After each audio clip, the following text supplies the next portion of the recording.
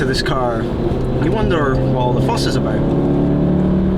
It has a sort of cult status, a certain hype about it. It's a very popular car on YouTube, on forums. Some people love it and some people like to hate it. And you wonder why are people so interested in it? Undesirables particularly. Even the Evo press car was stolen.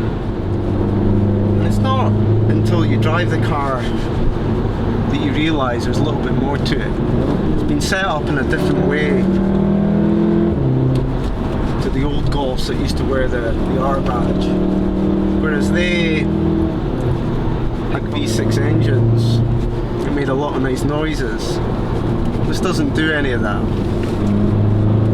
It's different. So why do people like it?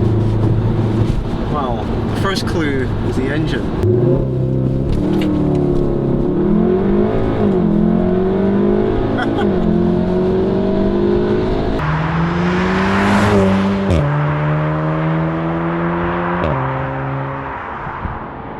See how quickly this car gets off the line. If you come up against a performance car of any kind, there's a good chance you're going to beat it in this. Up to the speed limit at least. Pulls all the way to the red light. It's almost rewarding to go there. You don't want to short shift.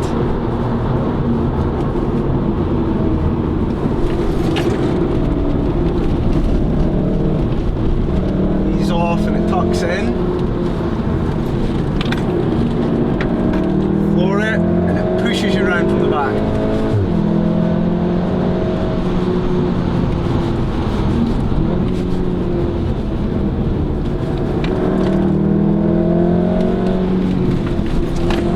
I love this car, it's so much fun.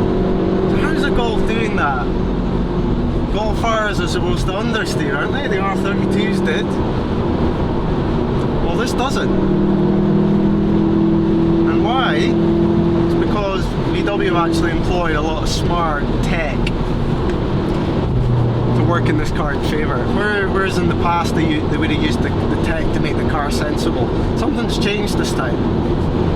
So what they've done is they've upgraded the Haldex system. It's got the latest gen of Haldex system, and it can actually send all of the power to the rear. And another cool thing about it is that it does it proactively. So if it senses that you need it, it will send the power to the rear before you actually need it. That allows you to do some pretty cool slides in the car. I'm not going to demonstrate that today because I'm on the road, but if you look up Chris Harris's review of this car, you'll see him doing that.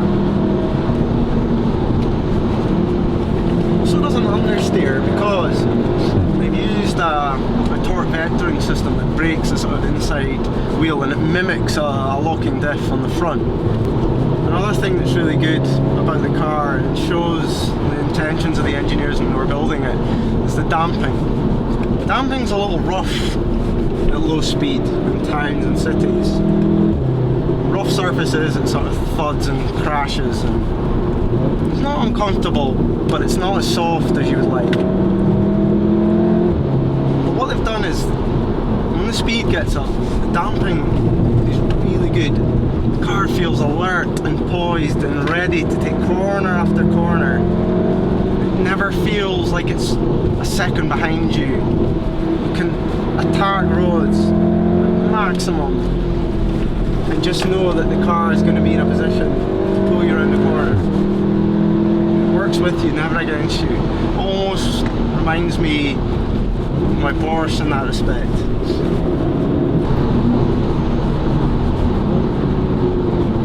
So they've got the damping right 80% of the time, and that's good. And if you spec the DCC, which is the adjustable damping, I think, I've never driven a car with it, but I think it would make the damping right all of the time, because then you can choose what you want, and even in track you can firm it up a bit. What you would like to do is soften them up a little bit in the town. But above 40-50 mile an hour, the damping, bang on. It allows lots of travel and just keeps the car in the position that you need it to be in. Never feeling ragged, and that's important.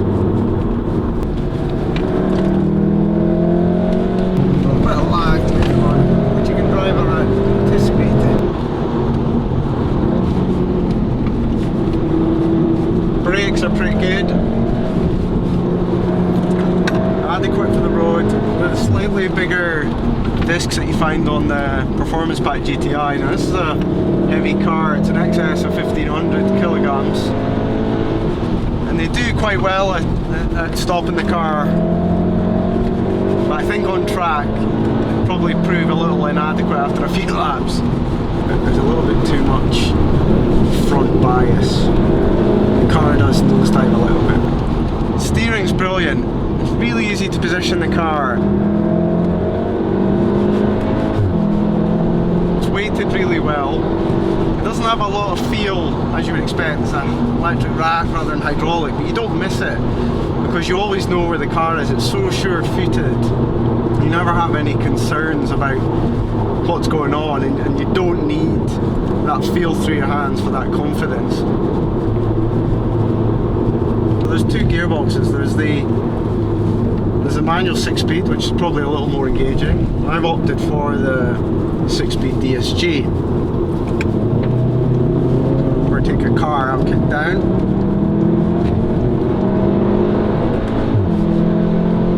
Changes are seamless, almost instant. There's a little bit of mechanicalness when you pull on the paddle. It's not like an 8-speed ZF box, which is completely lifeless. When you change up, you get a DSG fart from the rear exhaust, which I honestly quite like. Sound that you're hearing is provided by, I'd say, some fake noise. There's a little sound accord device underneath the front screen, and what it's doing is it's resonating. It's taking feedback from the airbox at the front and resonating and vibrating to give some fake induction roar. I turned it down a lot. I'm not in race mode right now because it would be too loud and you probably wouldn't hear me talk. It's a little overbearing after a while.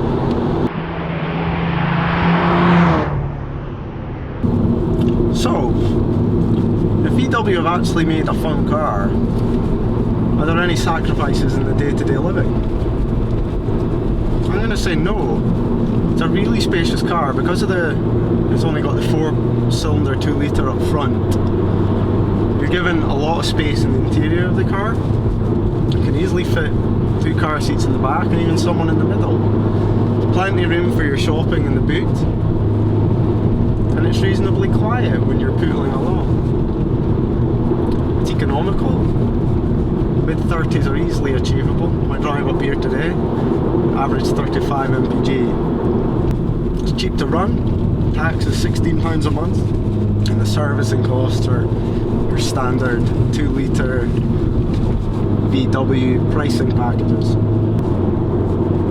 Warranty is reasonable as well if you want that extra protection, but these are fairly reliable cars. And I'm told you can tune them as well. They'll take a lot more power straight out of the box.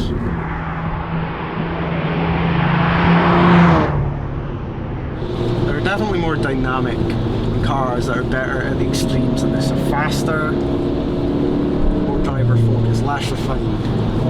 But what this car does really well, like the damping, it does 80% of everything so well that you almost don't mind that it's not completely perfect in the last 20.